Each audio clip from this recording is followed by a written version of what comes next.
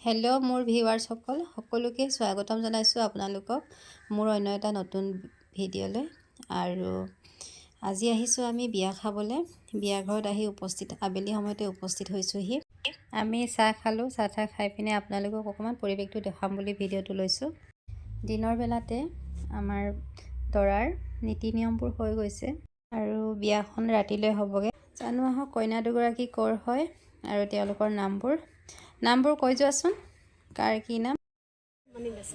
লক্ষীমণি বেচৰা। মা ঘৰ আছিলে থাউৰা। আৰু তোমাৰ? তুলিকা বেচৰা। আচলতে বিয়াখন ৰাতিলৈকে নিয়মটো হ'বগৈ। কইনাঘৰীয়া মানুহবোৰ আহোঁতে ৰাতি হৈ যাব আৰু ৰাতিয়ে তেওঁলোকৰ নিয়মবোৰ হ'ব। আমি চাম, আপোনালোককো দেখাম। আৰু এইফালে আলহী ন, গাঁৱৰে হয়? গাঁৱৰে হয়। দুটা ভাগিন ল'ৰাৰ বিয়া একেলগে, সঁচাই আজি ভাল লাগিছে। আৰু এইফালে গাঁৱৰ মানুহবোৰ খোৱা বোৱা কৰি আছে। অলপ চাহ চিনাকি হৈ লওঁ আহকচোন। আৰু বাকী সেন্দুৰ দিয়া নিয়মবোৰ ৰাতিলৈকে হ'ব কইনা ঘৰৰ মানুহ আহি পালে।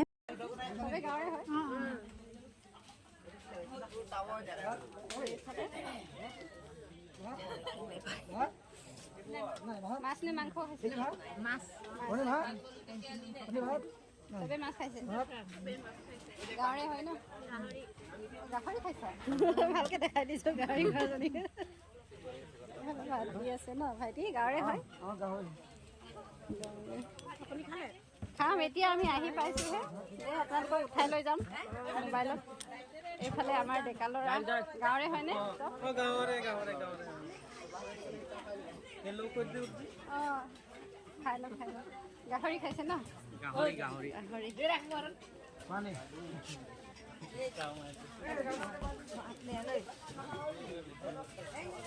খাবলৈ লৈছে।